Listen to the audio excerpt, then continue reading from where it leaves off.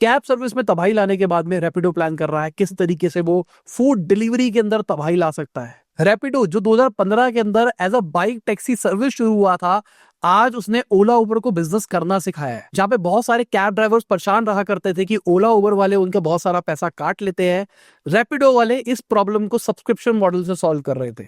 ये बात है 2015 की, जिस टाइम पे इस कंपनी की शुरुआत हुई थी। इंडिया के अंदर जो गिग इकोनॉमी थी वो ग्रो कर रही थी। फाउंडर्स की कहानी तो भाई ये है कि वो ट्रैफिक के अंदर फंसे हुए थे, कैब के अंदर थे और उनको रियलाइज़ हुआ कि भाई एक बाइक होती तो ज़्यादा बेटर ऑल्टरनेटिव होता, हम ट्रैफिक से निकल सकते थे। इस चक्कर में रैपिडो शुरू हो गया।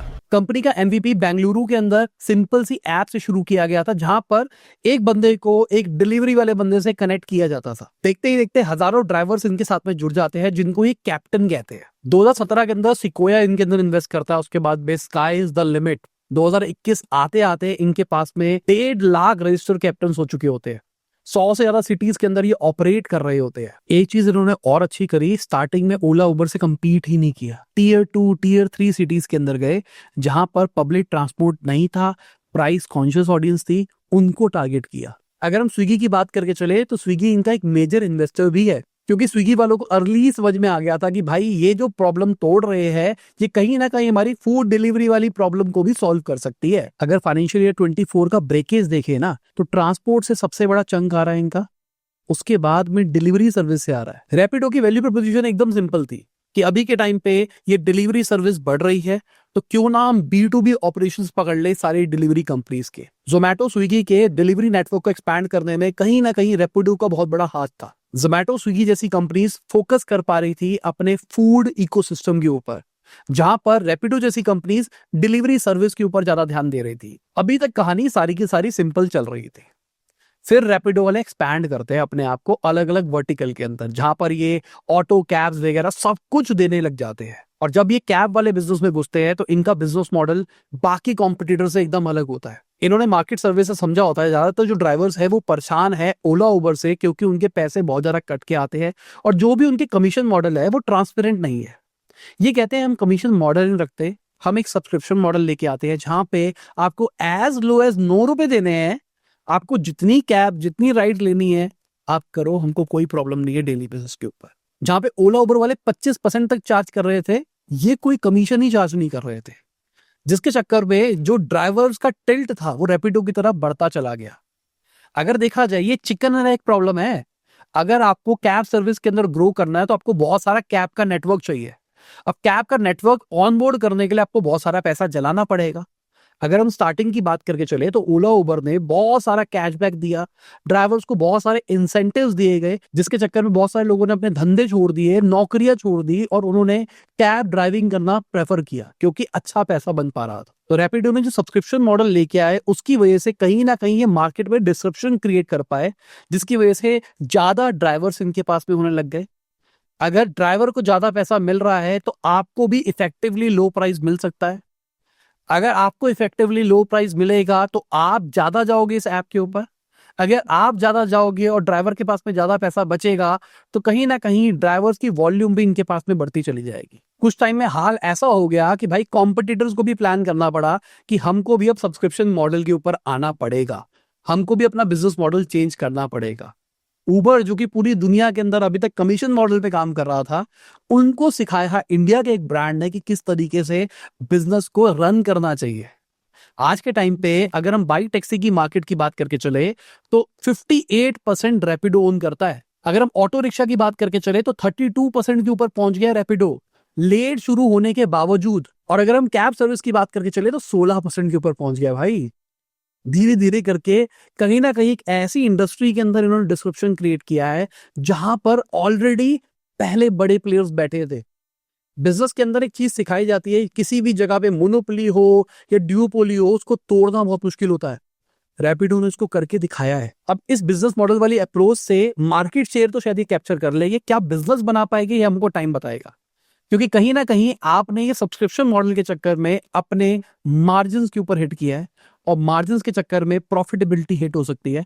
लॉन्ग रन पे स्केल के ऊपर पता लगेगा क्या एक्चुअली बिजनेस बन रहा है फिर नहीं बन रहा। अगर कहानी यहीं तक शांत होती तो भाई सब कुछ सही लग रहा होता, बट रैपिडो वालों ने भी रिसेंटली अनाउंस किया है कि वो फूड डिलीवरी के अंदर भी घुस रहे हैं। जहां पर वो फ्लैट फी चार्ज करने वाले हैं। सिमिलरली जैसे सब्सक्रिप्शन था, वैसे ही रेस्टोरेंट ऑनर से एक फ्लैट फीस चार्ज करी जाएगी। जितना रुपए का ऑर्डर होगा उसके हिसाब से फीस चार्ज करी जाएगी। यहाँ पे इनका गोल क्या है? यहाँ पे गोल है कि भाई एक रेस्टोरेंट ऑनर है, उसका खाना बना हुआ है, उसको खाना एक बंदे तक पहुंचाना है। इनके पास में पूरा डिलीवरी नेटवर्क है जो उसको पहुंचा सकता है। सिंपल सा लॉजिक। अब यहाँ पे दो बड़े बड़े प्रॉब्लम्स निकल के आ रहे हैं। सबसे पहली चीज, इनका जो लार्जेस्ट इन्वेस्टर है वो स्विगी है। तो कहीं ना कहीं स्विगी के कंपटीशन में उनके खुद का इन्वेस्टेड ब्रांड आ रहा है। तो क्या स्विगी इसको होने देगा? ये टाइम बताएगा। दूसरी चीज, ये जो बिजनेस है ना, ये उतना आसान नहीं है कैब्स की तरह। जहां पे कैब सर्विस लिमिटेड थी, अगर आपने उनको मार्जिन वगैरह दिखाए तो सारा काम हो जाएगा। ये रेस्टोरेंट बिजनेस है, यहाँ पे आपको रेस्टोरेंट वालों को ऑनबोर्ड कराना पड़ता है। आपको 10 और चीजें देखनी पड़ती है। एक रेस्टोरेंट ऑनर को पता नहीं है भाई उसका मेन्यू किस तरीके से ऐप के ऊपर चढ़ेगा, उसके बस की नहीं है इतना टेक्निकल घुसना। वो कहेगा ठीक है भाई स्विगी जोमेटो पे चल रहा है तो कोई दिक्कत नहीं है। तो आपको ऑनबोर्ड करने में ज्यादा एफर्ट लगने वाला है। इनके पास एडवांटेज ये है, अगर कोई 100 रुपए से ऊपर का ऑर्डर करता है तो रैपिडो हमेशा सस्ता ऑप्शन रहने वाला है। अब यहाँ पे एक बार समझो कि अगर मैं 100 रुपए के ऑर्डर की बात करके चलूं तो दोनों के कमीशन और फ्लैट फीस सेम आ रही है। रैपिडो की फीस तो वहीं रहती है, पर जोमेटो की फीस बढ़ जाती है। और अगर मैं 1000 रुपए तक के ऑर्डर की बात करके चलूं तो बहुत बड़ा डिफरेंस आ रहा है। अगर इंडिया के अंदर फूड डिलीवरी के एवरेज ऑर्डर वैल्यू की बात करके चले वो 300 से 400 के बीच में रहती है। अगर हम 350 रुपए की बात करके चले तो आप देखो रैपिडो वाले 25 रुपए चार्ज कर रहे हैं, बट जोमेटो वाले 87 रुपीज से ज्यादा चार्ज कर रहे हैं। तो यहाँ पे अगर रेस्टोरेंट वाले की बात करके चले तो कितना अट्रैक्टिव ऑफर दिखाई दे रहा है इनके लिए। अब यहाँ पे एक और सवाल निकल के आता है कि भाई आज के टाइम पे जोमेटो स्विगी के ऊपर ट्रैफिक है। लोग क्या करते हैं, डायरेक्टली जोमेटो खोलते हैं, स्विगी करते हैं, ऑर्डर कर लेते हैं। बट रैपिडो की ऐप के ऊपर तो उतना ट्रैफिक नहीं होगा ना फूड का। भाई आज के टाइम पे ना ओएनडीसी आ रहा है, तो उस ओएनडीसी के अंदर अगर आपने अपने स्टोर को लिस्ट कर दिया तो वो सारी एप्स पे ऑटोमेटिकली लिस्ट हो जाएगा। कहीं ना कहीं गवर्नमेंट भी पुश कर रही है जोमेटो स्विगी या अमेजोन जैसी साइट्स के ऊपर भी ओएनडीसी आए, तो कहीं ना कहीं सारी ऐप के ट्रैफिक ओएनडीसी पे रिडायरेक्ट हो सकते हैं। ओएनडीसी जो कि गवर्नमेंट का एक इनिशिएटिव है, जो कि यूपीआई टाइप्स चीज लेके आने वाला है ई कॉमर्स इंडस्ट्री के अंदर। अगर आप ओएनडीसी की ग्रोथ देखोगे ना तो स्टार्टिंग के अंदर स्टैग्नेंट थी, उसके बाद में तेजी से बढ़ता हुआ दिखाई दे रहा है। ओएनडीसी की खासियत यह है कि आपको 20 से 60% तक प्रोडक्ट सस्ता मिल जाता है, क्योंकि यहाँ पे रेस्टोरेंट वालों को कमीशन नहीं देनी पड़ती। बट इसी के साथ में गलत ऑर्डर आना, लेट डिलीवरी आना, कस्टमर सपोर्ट अच्छा ना मिलना, रिफंड जैसी प्रॉब्लम्स आपको देखने को मिलती है। अगर आप ये कंपैरिजन चार्ट देखोगे ओएनडीसी, जोमेटो, स्विगी और अमेजॉन फ्लिपकार्ट का, तो आपको समझ में आएगा कि भाई ओएनडीसी कई मामलों में तो आगे दिखाई दे रहा है, बट कई चीजों में वो पीछे भी है। कॉस्ट पॉइंट ऑफ व्यू से तो विनर है ONDC, but service point of view से नहीं है। आज के टाइम पे 90% जो फूड ऑर्डर्स आ रहे हैं ओएनडीसी से, उसको मैजिक पिन का ही सिस्टम हैंडल कर रहा है बैकएंड से। उनका कहना है ऑर्डर वॉल्यूम में 15 गुना ग्रोथ दिखाई दी है। तो अगर मैजिक पिन की सक्सेस को रैपिडो रेप्लिकेट करता है विद इट्स डिलीवरी नेटवर्क और स्विगी वाले इस चीज को होने देते हैं, तो कहीं ना कहीं फूड इंडस्ट्री के अंदर भी हमको डिस्रप्शन देखने को मिल सकता है।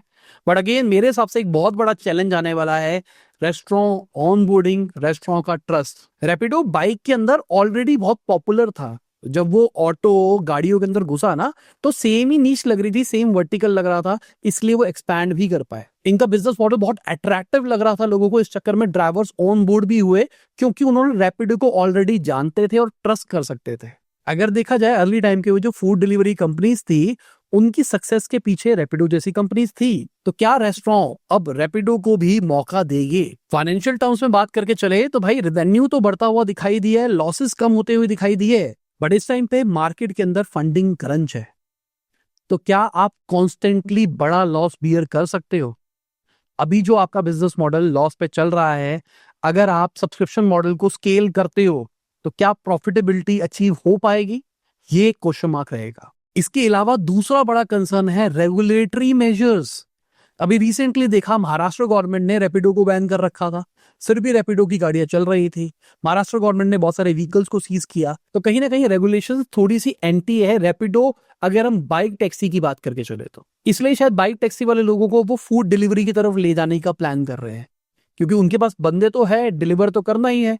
अब इन बंदों को यहाँ पे यूटिलाइज क्यों ना कर लिया जाए। ऑल्दो गवर्नमेंट ने इसके रिगार्डिंग एक पॉलिसी निकाली है कि किस तरीके से आने वाले टाइम में ये सारी चीजें चलेगी। उन्होंने महाराष्ट्र गवर्नमेंट को और बाकी गवर्नमेंट्स को भी बोला है कि भाई ये जो बाइक टैक्सी का बैन चल रहा है इसको प्लीज लिफ्ट किया जाए। बट क्या स्टेट गवर्नमेंट अपने आते हुए रेवेन्यू को जाने देगी? ये एक बहुत बड़ा सवाल है। इसी के साथ में हमारी ये आज की केस स्टडी खत्म होती है। उम्मीद करता हूं आपको समझ में आया होगा कि भाई मोनोपोली हो या ड्यूओपोली हो, सबको हिलाया जा सकता है एक अच्छा ऑफर जनरेट करके। अगर आप मार्केट में एक अच्छा ऑफर लेके आते हो, कस्टमर्स के बारे में सोचते हो, तो कहीं ना कहीं आप मार्केट को कैप्चर कर सकते हो। बट क्या ये चीज रैपिडो के लिए सक्सेसफुल रहेगी या फिर उल्टी रहेगी, ये टाइम बताएगा। मुझे पर्सनली रैपिडो की ये वाली अप्रोच फ्रंट फुट पे लगी। बहुत अटैकिंग मोड के अंदर एक काम किया गया, जिसकी वजह से एक डिसरप्शन क्रिएट होता हुआ दिखाई दे रहा है। तो चलिए बाय, गुड नाइट, शबा के खुदा हाफिज, गुड मॉर्निंग, गुड आफ्टरनून, जब भी आप वीडियो देख रहे हैं। जय हिंद, वंदे मातरम, दुआ में याद रखना। शहजादा मैं हुआ जो रानी तू बनी, क्या कर